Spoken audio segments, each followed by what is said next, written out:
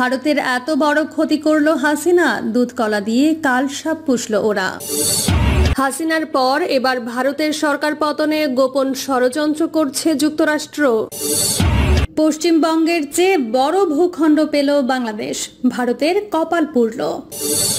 পালিয়েও শেষ রক্ষা হলো না ওবায়দুল কাদেরের। দর্শক, আপনারা দেখতেই পাচ্ছেন ওবায়দুল কাদেরকে কিন্তু এইমাত্র আটক করা হয়েছে। তিনি এতদিন রাজধানীর বাড্ডার এক আত্মীয়ের বাসায় কিন্তু এতদিন লুকিয়েছিলেন, আমরা যতদূর জানতে পেরেছি। এছাড়া আমরা জানতে পেরেছি আসলে তিনি কিভাবে আটক হলেন বা তার খোঁজ কিভাবে পেল আসলে জনতা। ওই বাসার এক লোক ছাত্রদের কাছে ওবায়দুল কাদেরের তথ্য দেয়। ছাত্ররা বিশ্বাস না করলে তখন গোপনে ভিডিও করে ওবায়দুল কাদেরের ভিডিও পাঠান ছাত্রদের কাছে, এবং তার কিছুক্ষণ পরেই ছাত্র জনতা একে একে ঘিরে ধরে ওই বাসভবন। এরপর তাকে ইট পাটকেল ছোড়া হয়। এক পর্যায়ে সেইখানকার পরিস্থিতি বেসামাল হয়ে গেলে পুলিশ সদস্যরা তাদের পুলিশের পিক আপ ভ্যানে করে বা সিকিউরিটি সেফটির যে মাইক্রোবাস রয়েছে সেটাতে করে ওবায়দুল কাদেরকে কিন্তু তাদের একটা হেফাজতে করে নিয়ে যান। জানাবো নির্বাচন পেছানোর ষড়যন্ত্র। বৈশ্বিক চাপে মোদি নতুন বাংলাদেশের খেলায় আটকে গেল র। ভারতীয় সাংবাদিকদের মুখের ওপর বাংলাদেশ প্রসঙ্গে যে জবাব মার্কিন পররাষ্ট্র অধিদপ্তরের। জানাবো টার্গেট বিএনপি। জানাবো গোপনে ঢাকামুখী হচ্ছে আওয়ামী লীগের নেতাকর্মীরা, ফের অস্থিরতার আশঙ্কা। এবং সর্বশেষ জানাবো পাকিস্তানের সঙ্গে সম্পর্কে নতুন মোড়। ভারতের এত বড় ক্ষতি করলো হাসিনা, দুধ কলা দিয়ে কাল সাপ পুষল ওরা। একজন স্বৈরাচার গণহত্যাকারী হাসিনাকে আশ্রয় দিয়ে ভারত যে পাপ করেছে তা ধীরে ধীরে বুঝতে শুরু করেছে ভারতের দাদা বাবুরা। 24-এর গণঅভ্যুত্থানে ফ্যাসিস্ট হাসিনা দেশ জুড়ে গণহত্যা চালিয়ে পালিয়ে যায় নরেন্দ্র মোদীর দেশে। গণহত্যাকারী এই খুনিকে আশ্রয় দিয়ে বাংলাদেশ সহ ভারতীয় জনগণের কাছেও খলনায়কে পরিণত হন গুজরাটের কসাই খ্যাত মোদী। এখন হাসিনাই যেন ওদের গলার কাটা। হাসিনার জন্য ভারতের যত বড় ক্ষতি হচ্ছে তা কি কখনো পূরণ হবার মতো?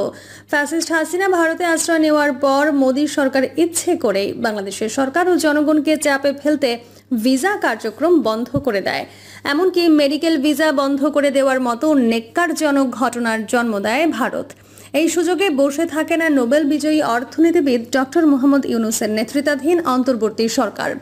সুযোগের শতভাগ ব্যবহার করে বিশ্বের প্রথম সারির চিকিৎসা সেবার দেশ চীনের সাথে সম্পর্ক উন্নয়ন ঘটায় ইউনূস সরকার। সেই সাথে কম খরচে মেডিকেল ভিসা ও চিকিৎসা সেবা নিশ্চিত করে দেশের জনগণের জন্য। শুধু কি চীন, ভারতের এমন আচরণে আর বাংলাদেশে নিজেদের পণ্য না পাঠানোয় দাদাবাবুদের চিরশত্রু পাকিস্তানের সাথেও সম্পর্কের উন্নয়ন ঘটে বাংলাদেশের। পাকিস্তানি জাহাজ বিপুল পরিমাণ পণ্য সহ একাধিকবার ভেড়ে বাংলাদেশের ডেরায়। এসবে যেন এখন জ্বলছে ভারত, নিজেদের পায়েই কোড়াল মেরেছে দাদারা। এটি আর বোঝার বাকি নেই ওদের। বাংলাদেশের পর্যটক না থাকায় ভারতের কলকাতার ব্যবসায়ীদের এখন রীতিমতো না খেয়ে মরার দশা।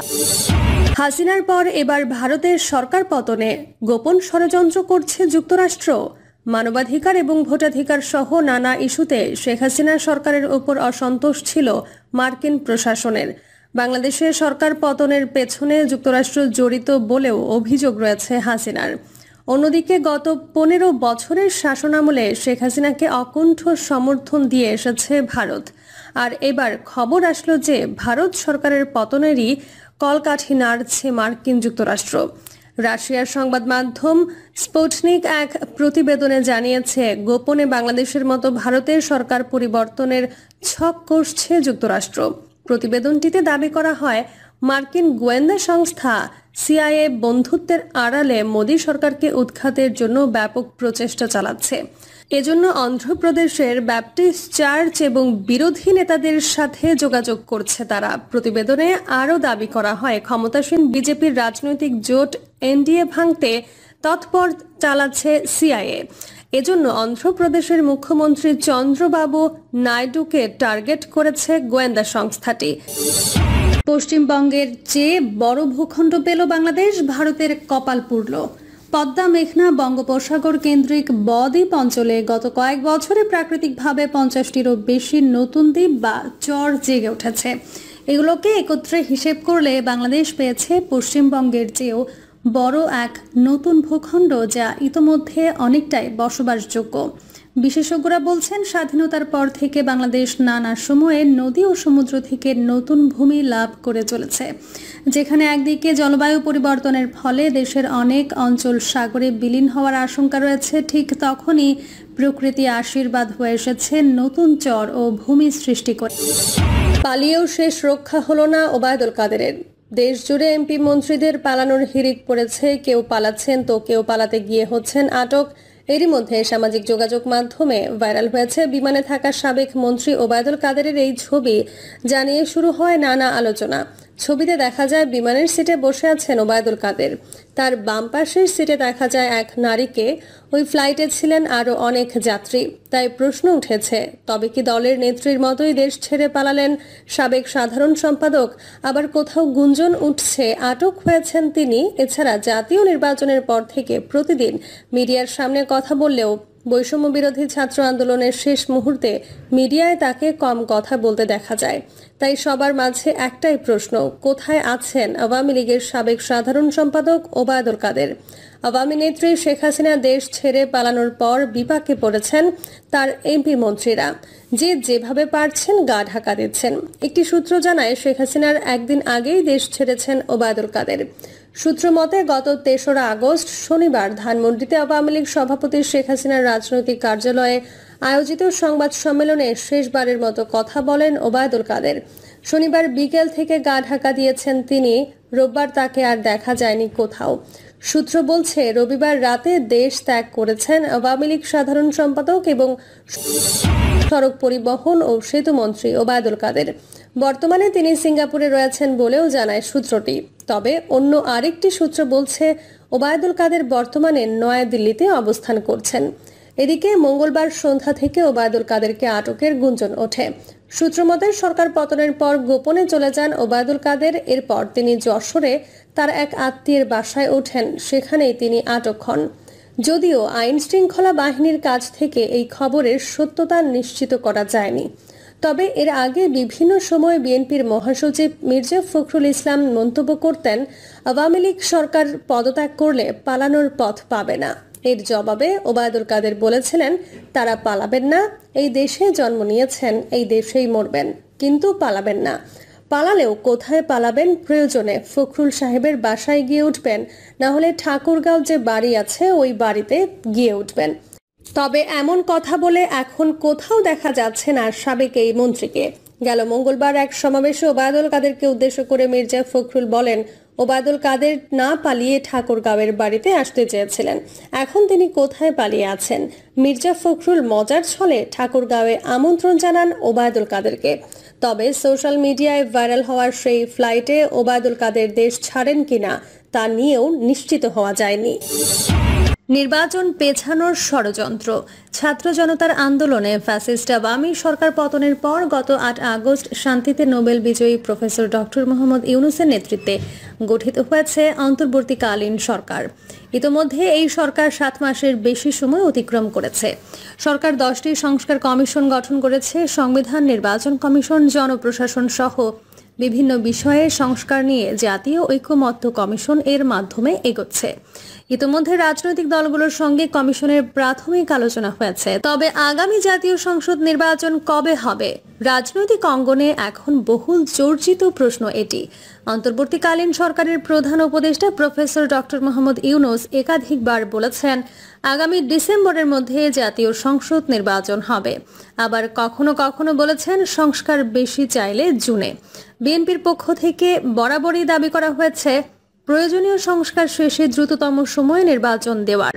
দলটি বলছে, সংস্কার একটি চলমান প্রক্রিয়া, তাই সংস্কারের অজুহাতে মানুষের কাঙ্ক্ষিত গণতান্ত্রিক ও ভোটের অধিকার থেকে বেশি দিন বঞ্চিত রাখা ঠিক হবে না। নির্বাচন যত দেরি হবে দেশের জন্য ততই ক্ষতিকর। দলটির নীতি নির্ধারণী নেতারা মনে করেন, চলতি বছরের সংসদ নির্বাচন অনুষ্ঠান নিয়ে এখনও ষড়যন্ত্র চলছে। খোদ সরকারের ভেতর থেকেই নির্বাচন বিলম্বিত করার প্রচেষ্টা রয়েছে। বিএনপির কেন্দ্র থেকে তৃণমূলের নেতাকর্মীরা বলছেন, দীর্ঘ 17 বছর ধরে যে গণতান্ত্রিক ও ভোটের অধিকার প্রতিষ্ঠার জন্য তারা আন্দোলন সংগ্রাম করেছেন, সেটি বাস্তবায়নে যদি আবারও ষড়যন্ত্র কিংবা কোনো ধরনের অপকৌশল গ্রহণ করা হয়, তাহলে তা প্রতিহত করতে তারা প্রস্তুত রয়েছেন। যদিও গত সোমবার পুলিশের উদ্দেশ্যে দেওয়া ভাষণে প্রধান উপদেষ্টা বলেন, অন্তর্বর্তীকালীন সরকারের হাতে খুব বেশি সময় নেই। আমরা ইতোমধ্যে 7 মাস পার করে এসেছি।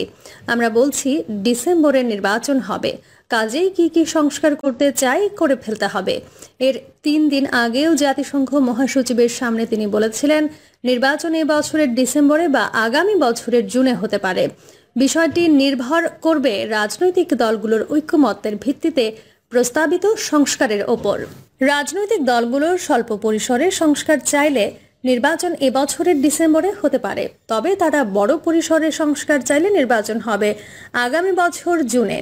আবার প্রধান উপদেষ্টার প্রেস সচিব শফিকুল আলম বলেছেন, নির্বাচন আগামী বছরের মার্চ কিংবা জুনে হতে পারে।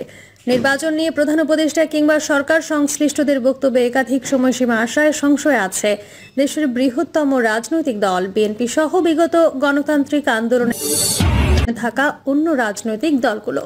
নির্বাচন নিয়ে যখন সরকারের পক্ষ থেকে একাধিক বক্তব্য আসছে, তখন এটিকে গুরুত্বের সঙ্গেই বিবেচনা করছে বিএনপি। দলটির নেতারা মনে করেন, নানা কৌশলে নির্বাচন পিছিয়ে দেওয়ার জন্য ষড়যন্ত্র হচ্ছে। এজন্য আগামী ঈদের পর এপ্রিল থেকে দ্রুততম সময়ে জাতীয় সংসদ নির্বাচনের দাবিতে কর্মসূচি নিয়ে মাঠে নামার প্রস্তুতি নিচ্ছে বিএনপি। গত সোমবার গুলশানে বিএনপির দলের সর্বোচ্চ নীতি নির্ধারণী ফোরাম জাতীয় স্থায়ী কমিটির সভায় নেতাদের বক্তব্য পর্যালোচনায় নির্বাচন নিয়ে সংশয়ের কথা উঠে আসে। একই সঙ্গে সভায় সিদ্ধান্ত গ্রহণ করা হয় কর্মসূচি নিয়ে মাঠে থাকার। তবে কি ধরনের কর্মসূচি গ্রহণ করা হবে তা এখনও চূড়ান্ত করেনি দলটি। স্থায়ী কমিটির একাধিক সদস্য জানান, প্রাথমিকভাবে নির্বাচনের দাবিতে জেলা, বিভাগ ও মহানগরে সভা সমাবেশ করার চিন্তা করেছে বিএনপি। পরবর্তীতে ঢাকায় মহাসমাবেশের কর্মসূচিও আসতে পারে। বিএনপির স্থায়ী কমিটির সদস্য ডক্টর খন্দকার মোশাররফ হোসেন বলেছেন, জনগণ 16 বছর ধরে ভোট দেওয়ার জন্য অপেক্ষা করছে, কিন্তু যাতে নির্বাচন বিলম্বে হয় এজন্য নানা রকম ষড়যন্ত্র চলছে। যেমন কেউ কেউ উসিলা দেখাচ্ছেন সংস্কার করে তারপর নির্বাচন হবে। সংস্কার চলমান পদ্ধতি কোনো সরকারের একার পক্ষে বা সীমিত সময়ের মধ্যে শেষ করা সম্ভব হয় না। বর্তমানে সরকার প্রায় 8 মাস হয়ে গেল, কিন্তু তারা সংস্কারের স্পষ্ট কোনো কিছু দিতে পারেনি। তিনি বলেন, বিগত শেখ হাসিনার সরকার 15 বছরে সবকিছু ধ্বংস করে গেছে। সেগুলোর সংস্কার মেরামতের দায়িত্ব নির্বাচিত সরকারের। সেজন্য অন্তর্বর্তীকালীন সরকারের দায়িত্ব জনগণকে ভোটের সুযোগ করে দেয়া, যাতে তারা ভোটের মাধ্যমে তাদের সরকার প্রতিষ্ঠিত করতে পারে। অতএব জনগণের জন্য আমরা দাবি করছি, অবিলম্বে নির্বাচনের দিন তারিখ ঠিক করে ঘোষণা করা হোক, রোডম্যাপ ঘোষণা করা হোক। যখন নির্বাচনের তারিখ ঘোষণা করা হবে তখন জনগণ নির্বাচনমুখী হয়ে যাবে। তখন পতিত সরকার কোনো ষড়যন্ত্র করলে তা জনগণই মোকাবেলা করবে। সেই সুযোগ সৃষ্টি করার জন্য বর্তমান সরকারের কাছে দাবি জানাচ্ছি। বিএনপির সিনিয়র যুগ্ম মহাসচিব রুহুল কবির রিজভী বলেন, সংস্কারের দীর্ঘমেয়াদী বা স্বল্প মেয়াদের কোনো বিষয় নয়, এটি একটি চলমান প্রক্রিয়া। আজ যে সংস্কার হচ্ছে সেটি পরবর্তীতে আবার সংস্কার হতে পারে। ভারতীয় সাংবাদিকের মুখের ওপর বাংলাদেশ প্রসঙ্গে যে জবাব মার্কিন পররাষ্ট্র অধিদপ্তরের। এবার মার্কিন গোয়েন্দা প্রধান তুলসী গ্যাবার্ডের বাংলাদেশে সংখ্যালঘু নির্যাতন নিয়ে করা মন্তব্যের জবাব দিয়েছেন দেশটির পররাষ্ট্র মন্ত্রণালয়ের নবনিযুক্ত মুখপাত্র ট্যামি ব্রুস। যদিও তার উত্তরে অখুশি হতেই পারে ভারতের মোদী সরকার। ভারতীয় এক সাংবাদিকের করা প্রশ্নের জবাবে তিনি বিষয়টিকে কূটনৈতিক আলোচনার ইস্যু হিসেবে উল্লেখ করেছেন। এদিকে তুলসীর করা মন্তব্য যে শুধু সংখ্যালঘু নির্যাতন নিয়ে ছিল তা নয়, তিনি কথা বলেছিলেন হিজবুত তাহরির সম্পর্কেও, যা ছিল উদ্দেশ্য প্রণোদিত খেলাফত কার্ড ব্যবহারের অপচেষ্টা। এটি আর বলার অপেক্ষা রাখে না। সম্প্রতি মার্কিন ন্যাশনাল ইন্টেলিজেন্সের প্রধান তুলসী গ্যাবার্ড ভারত সফরে গণমাধ্যমের সামনে বলেছেন, বাংলাদেশের সার্বিক পরিস্থিতি, বিশেষ করে সংখ্যালঘু নির্যাতন নিয়ে ট্রাম্প প্রশাসন গভীরভাবে উদ্বিগ্ন। ইতিমধ্যে তার এমন মন্তব্যের নিন্দা জানিয়েছে বাংলাদেশের অন্তর্বর্তীকালীন সরকার। এর মাঝে মার্কিন পররাষ্ট্র দপ্তরের ব্রিফিংয়ে উঠে এসেছে বাংলাদেশ প্রসঙ্গ। দেশটির স্থানীয় সময় সোমবার ওই ব্রিফিংয়ে এক ভারতীয় সাংবাদিক বাংলাদেশের সংখ্যালঘু নির্যাতন ইস্যুতে প্রশ্ন করেন। তবে মার্কিন পররাষ্ট্র দপ্তরের নবনিযুক্ত মুখপাত্র ট্যামি ব্রুস ওই প্রশ্নের সরাসরি কোনো উত্তর দেননি। তিনি বিষয়গুলোকে কূটনৈতিক আলোচনার ইস্যু হিসেবে উল্লেখ করে আগাম কোনো মন্তব্য করতে অস্বীকৃতি জানান। ব্রিফিংয়ে ওই ভারতীয় সাংবাদিক বাংলাদেশের সংখ্যালঘুদের নিরাপত্তা নিয়ে প্রশ্ন করেন। তিনি বলেন, মার্কিন নির্বাচনের কয়েকদিন আগে তখন প্রেসিডেন্ট ট্রাম্প প্রার্থী ছিলেন। তিনি বাংলাদেশে হিন্দুদের ওপর আক্রমণ নিয়ে উদ্বেগ প্রকাশ করেছিলেন। এখন যেহেতু পররাষ্ট্রমন্ত্রী মার্কো রুবিও প্রায় 60 দিন ধরে দায়িত্ব পালন করছেন, সেই হিসেবে বাংলাদেশে হিন্দুদের পরিস্থিতি সম্পর্কে তার মূল্যায়ন কি এবং তিনি কি পদক্ষেপ নিচ্ছেন, এর জবাবে ট্যামি ব্রুস বলেন, আচ্ছা, আবারও বলছি, আপনি প্রেসিডেন্ট ট্রাম্পের কথা বলছেন যে অন্য দেশে কি ঘটছে তা নির্দিষ্ট কিছু দিক দিয়ে যুক্তরাষ্ট্র এবং ট্রাম্প প্রশাসন কিভাবে দেখে থাকে। এই পর্যায়ে ভারতীয় ওই সাংবাদিক বাংলাদেশ সম্পর্কিত বলে উল্লেখ করেন। এর জবাবে ট্যামি ব্রুস বলেন, পররাষ্ট্রমন্ত্রী অবশ্যই এই বিষয়ে নেওয়ার সিদ্ধান্তের প্রকৃতি সম্পর্কে তার দৃষ্টিভঙ্গি অনুসরণ করেন। ট্যামি আরও বলেছেন, যখন আলোচনা, কূটনৈতিক বিবেচনা এবং এর সঙ্গে জড়িত পক্ষগুলোর মধ্যে কথোপকথন এবং কি ঘটতে পারে সেই কথা আসে, তখন আমি এখানে অনুমান করে বলতে চাই না যে ফলাফল কি হবে। আপনিও চান না যে আমি সেটা করি। আমি মনে করি সবচেয়ে ভালো কাজ হবে। পরবর্তীতে সাংবাদিক আবারও নতুন করে তার প্রশ্নটি করতে চাইলে তাকে আবারও থামিয়ে দেন। তিনি বলেন, আমি যা উত্তর দেব না তা হলো সরকার থেকে সরকার পর্যায়ে কূটনৈতিক বিবেচনা এবং একটি নির্দিষ্ট দেশে কি ঘটছে সেই সম্পর্কে কোনো মনোভাব প্রকাশ এবং এমন কোনো পদ্ধতিতে কথা বলা যা কূটনৈতিক ধরনের কথোপকথনের মধ্যে পড়ে, এবং স্পষ্টতই এসব আমি বলতে পারি না। এদিকে রাজনৈতিক বিশ্লেষকদের মতে ট্রাম্পের মাধ্যমে ভারতীয় পরিকল্পনা ব্যর্থ হওয়ার পর তাদের টার্গেট ছিল মার্কিন গোয়েন্দা প্রধানের ভারত সফর। সেই সফরকে উদ্দেশ্য করে মাঠে নামে পর্দার আড়ালের কুশীলবরা। তারই অংশ হিসেবে খেলা হলো হিজবুত তাহরির কথিত ইসলামী খেলাফত কার্ড। এই সংগঠনকে পরিকল্পিতভাবে সামনে আনা হলো তুলসী গাবার্ডের ভারত সফরের এক সপ্তাহ আগে। বায়তুল মোকাররমের সামনে এক বড় জামায়াত করল নিষিদ্ধ সংগঠন তাহরির। তাদের হাতে সুস্পষ্টভাবে ইংরেজি হরফে লেখা খেলাফতের ব্যানারকে আন্তর্জাতিক মিডিয়ায় প্রদর্শন করা হলো। যদিও হিজবুত তাহরির মাঠে নামার পর তাদের ঠেকাতে কঠোর হয়েছে অন্তর্বর্তী সরকার। গ্রেফতার করা হয়েছে অনেককে। সরকারের এই অ্যাকশনে থাকার পরও ভারত নোংরা খেলায় মেতেছে। সেই সাক্ষাৎকারে মার্কিন গোয়েন্দা প্রধানের কথায় ইসলামী খেলাফতের আদর্শের কথা বিশেষভাবে উঠে আসে। গ্যাবার্ড বলেন, ডোনাল্ড ট্রাম্প এ ধরনের খেলাফতের আদর্শ চিহ্নিত করে পরাজিত করতে দৃঢ় প্রতিজ্ঞ। ট্রাম্প এ ধরনের আদর্শকে কট্টর ইসলামপন্থী সন্ত্রাসবাদ হিসেবে আখ্যায়িত করেছেন। যদিও তুলসীর এই বক্তব্যের পর যতটা মনে হয়েছিল যুক্তরাষ্ট্র সত্যি এসব মিথ্যা প্রোপাগান্ডায় উদ্বিগ্ন বাংলাদেশ নিয়ে, সম্প্রতি মার্কিন পররাষ্ট্র মন্ত্রণালয়ের মুখপাত্র ট্যামি ব্রুসের কথায় তা ভুল প্রমাণিত হলো। কারণ ভারত বরাবরই ফ্যাসিস্ট হাসিনার পক্ষ নিয়ে বাংলাদেশকে অস্থিতিশীল করার ষড়যন্ত্রে লিপ্ত। তারা সংখ্যালঘু নির্যাতন থেকে শুরু করে বাংলাদেশের নিষিদ্ধ জঙ্গি সংগঠন নিয়েও মিথ্যা প্রোপাগান্ডা তুলে ধরতে চায় আন্তর্জাতিক মহলে। Target BNP. রাজনৈতিক অঙ্গনে কখনো লম্বা সময় ধরে সংস্কারের জোরালো দাবি, আবার কখনো জাতীয় সংসদের আগে স্থানীয় সরকার নির্বাচন নিয়ে তোড়জোড়ে রহস্য খুঁজে পেয়েছে বিএনপি। দলটির হাইকমান্ড মনে করেন এসবের অন্যতম কারণ বিএনপিকে রাজনৈতিকভাবে নার্ভাস করে ফেলা, এসব ইস্যুতে বিতর্কের মধ্যে ফেলে বিএনপিকে কোণঠাসা করে ফেলা। এর পাশাপাশি বিএনপির সাথে যুগপৎ আন্দোলনের শরিক মুক্তিযুদ্ধের সপক্ষের উদার গণতান্ত্রিক রাজনৈতিক দলগুলিকে বিভ্রান্তির মধ্যে রেখে দূরে সরিয়ে দেয়া। বিএনপির নেতারা মনে করেন সামনে নির্বাচনে জেতার জন্য বিএনপির যত বেশি সম্ভাবনা তৈরি হচ্ছে তত বেশি এই দলকে মিডিয়া ট্রায়ালের মুখোমুখি করার চক্রান্ত হচ্ছে। আর এসবের নেপথ্যে রয়েছে বাংলাদেশের স্বাধীনতায় বিরোধিতাকারী একটি মহল, যারা বৈষম্য বিরোধী ছাত্র আন্দোলনের কোমলমতি নেতাকর্মীদের ইমেজকে কৌশলে ব্যবহার করে যাচ্ছে। তাদের দিয়ে বিভিন্ন ইস্যু তৈরি করে রাজনৈতিক অঙ্গন ব্যতিব্যস্ত চেষ্টা করা হচ্ছে। বিএনপির নেতারা মনে করেন ওই মহলটি দেশ নয় নিজেদের স্বার্থেই এসব ইস্যুকে উস্কে দিচ্ছে। এসব খবর মিলেছে রাজনৈতিক মাঠ ঘুরে। নির্বাচনকে দীর্ঘায়িত করার নানান কৌশল খোঁজ নিয়ে জানা গেছে মাঠে সক্রিয় একটি মহল চায় না ডিসেম্বরে ত্রয়োদশ জাতীয় সংসদ নির্বাচনটি হোক। তাদের টার্গেট জাতীয় সংসদ নির্বাচনটি আরও দেরিতে আয়োজন করা হোক। আর এরই মধ্যে মাঠকে সাংগঠনিকভাবে তাদের মতো করে সাজিয়ে নিতে চায়। অন্যদিকে সংস্কারের নামে নির্বাচনকে আর দেরিতে আয়োজনের ফাঁকে প্রশাসনকে নিজেদের আয়ত্তে নিয়ে আনা।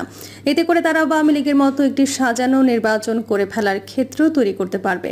এজন্য তারা জাতীয় সংসদ নির্বাচনের আগে সংস্কারের দাবিতে জনপ্রিয় করে তোলার চেষ্টা করে যাচ্ছে বিএনপির হাইকমান্ড মনে করেন।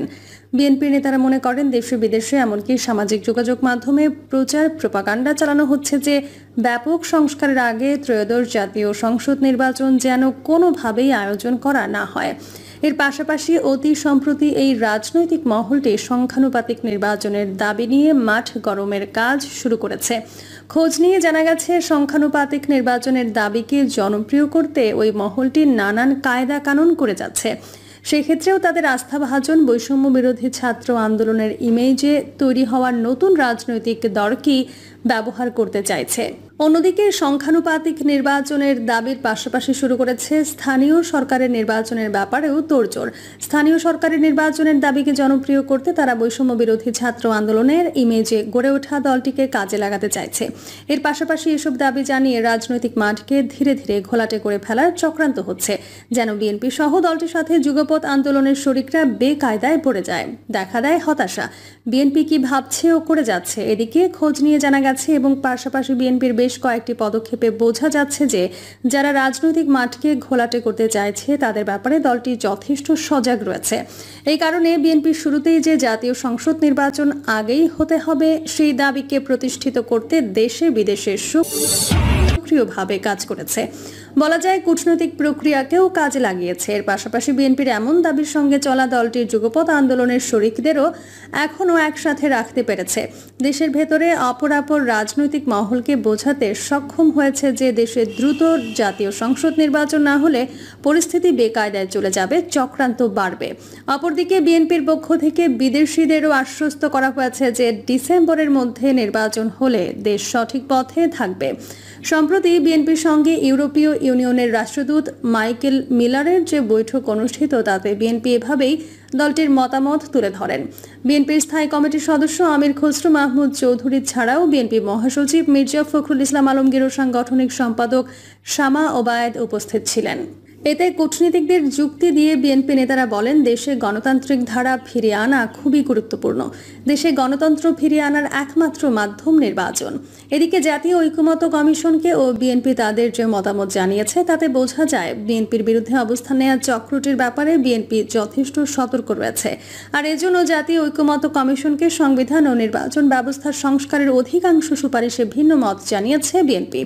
দলের পক্ষ থেকে বলা হয়েছে যে নির্বাচিত জনপ্রতিনিধির ক্ষমতা খর্বের সুপারিশ তারা মানে না। যদিও দলটির বিচার বিভাগ সংস্কারের 23 সুপারিশের সবকটিতে, দুদক সংস্কারের 20 সুপারিশের 19টিতে একমত এবং আংশিক একমত। আর আরও গুরুত্বপূর্ণ বিষয় হচ্ছে একটি মহল বাংলাদেশের মুক্তিযুদ্ধের চেতনাকে ভিন্নভাবে উপস্থাপনের যে চেষ্টা করে যাচ্ছিল বিএনপি সেটিও রুখে দিয়েছে। এজন্য জাতীয় ঐকমত্য কমিশনের পেশ করা দলটির মতামতে 71-এর স্বাধীনতা যুদ্ধ ও 24-এর গণ অভ্যুত্থানকে সংবিধানে প্রস্তাবনা এক কাতারে রাখা বিএনপির সমীচীন মনে না করা বলে সাফ জানিয়ে দিয়েছে। দলটির 2011 সালের পঞ্চদশ সংশোধনীর আগে সংবিধানের প্রস্তাবনা ও মূলনীতি যেভাবে ছিল তা পুনর্বহাল চায়। কেন টার্গেট বিএনপি? রাজনৈতিক সূত্রগুলি মনে করে একটি সুষ্ঠু অংশগ্রহণমূলক নির্বাচন হতে হলে তাতে বিএনপি জয় পেতে পারে তা নিশ্চিত ওই স্বাধীনতা বিরোধী মহলটি।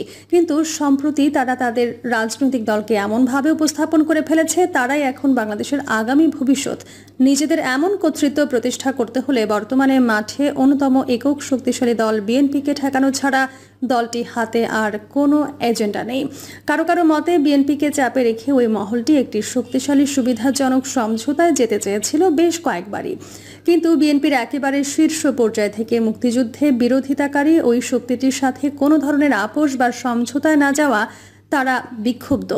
আর এমন বিক্ষুব্ধ হওয়া থেকেই দলটি বিএনপিকে টার্গেট করে বিভিন্ন কর্মকাণ্ড চালাচ্ছে, মাঠ ঘোলা করছে।